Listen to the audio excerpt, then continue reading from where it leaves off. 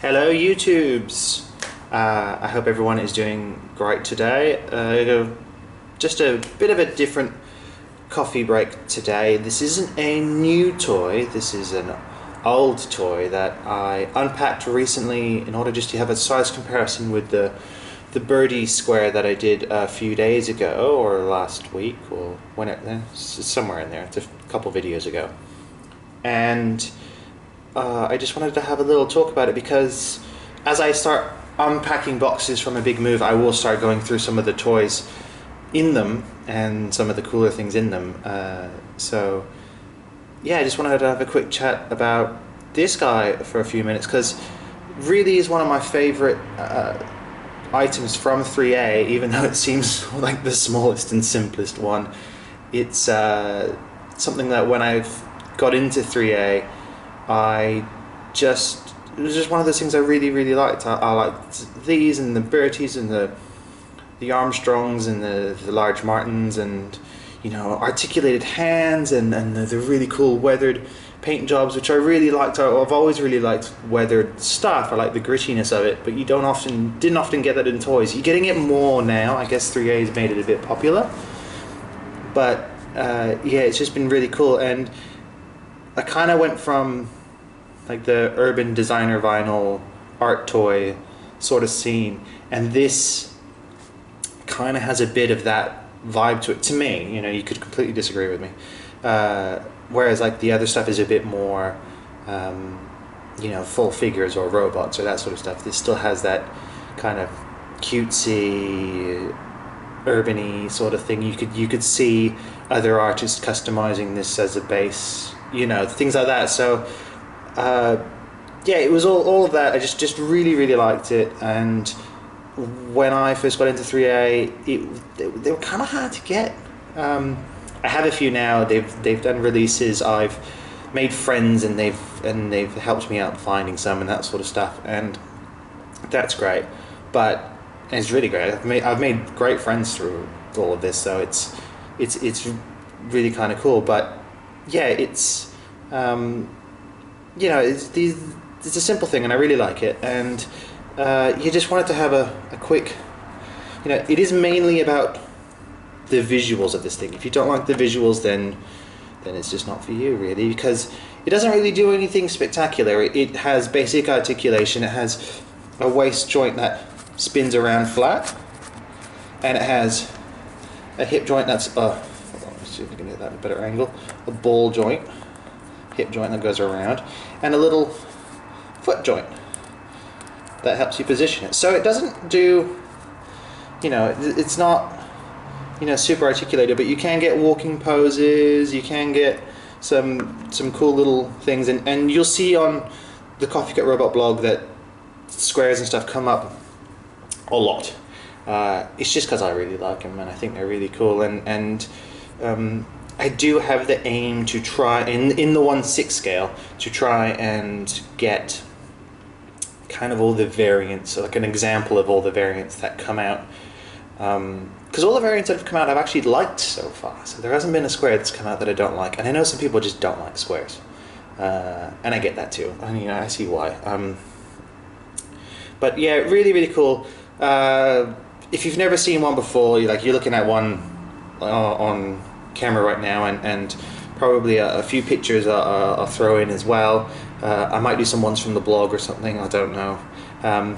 But it's got a cube-ish head. It's not exactly a proper cube. It's a little flatter than a cube, and it's got they've all got great paint and weather and wear detail on them.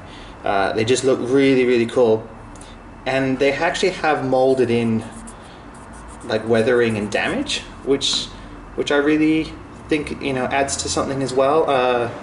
A lot of the robots that 3A have done in the past have had molded in weathering or damage or whatever you want to call it, which I think lends to the paint job really well. It takes away from when they do the clean paint jobs to me, which is something I really like about the new 3A Go stuff, but I'll get into that in a second.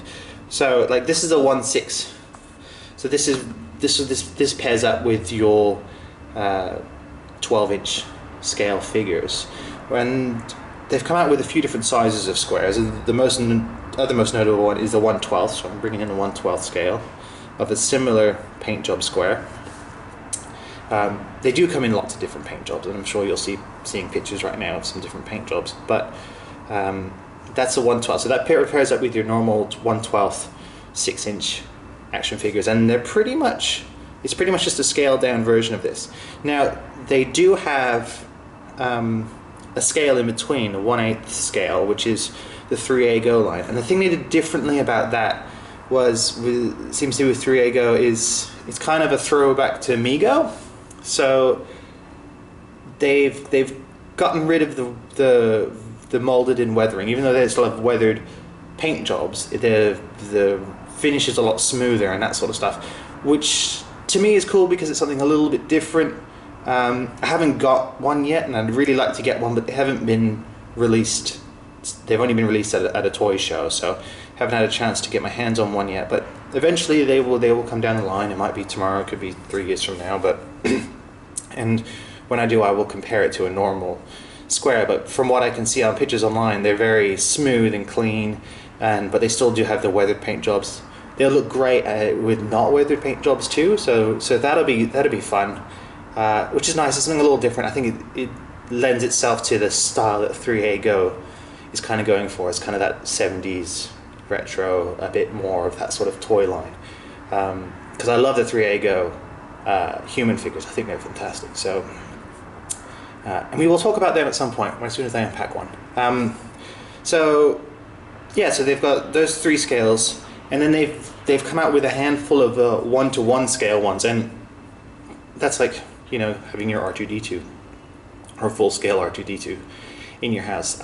There's not been many released. It's like, I think it was 2 batches of 8 or something like that. I don't know. A friend of mine online has one, and it's really, really cool. I'd love to have one day, but I can just see that being quite an expensive outlay and space and all that sort of stuff. So I'm quite happy collecting 1/6. I'd love to see, now that 3A are getting into this 1/3 scale a bit, I'd love to get a square in 1/3. I think that would be really, really cool. So it'll be double the size of this thing again. So I'd like to see that. So that's pretty much, a square.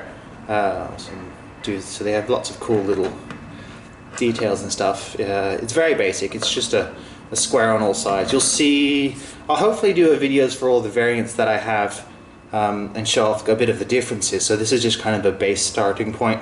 The only real variant of the true Mark 1 square that I know, that there are lots of types of squares. There's a Mark 1.5, Mark 2, Mighty Square, Birdcage Square. There's lots of different ones. But out of like a true Mark 1 square, the only real variant that I know, besides paint job, there's lots of different paint jobs, but besides just a variant, is the Peace Day one. And the only real difference is that it's got attachable packs that go on the side. And that's about it. They're cool. They're weathered. They're weathered packs. But that's about the only real variant in, as far as like non-paint job variations, with the Mark 1 square that I'm aware of. So yeah, I'm really happy to have this guy. This guy is fairly new to me, probably about 6 months old or something like that. But yeah, just maybe a bit older than that. I don't know. Doesn't matter. So yeah, really do like these. We'll be running through all the squares. So this is just kind of the base of, this is Mark 1, and I will compare all the squares to the Mark 1s. So yeah, I'll leave you guys be. Have a great day, and chat to you soon. Bye.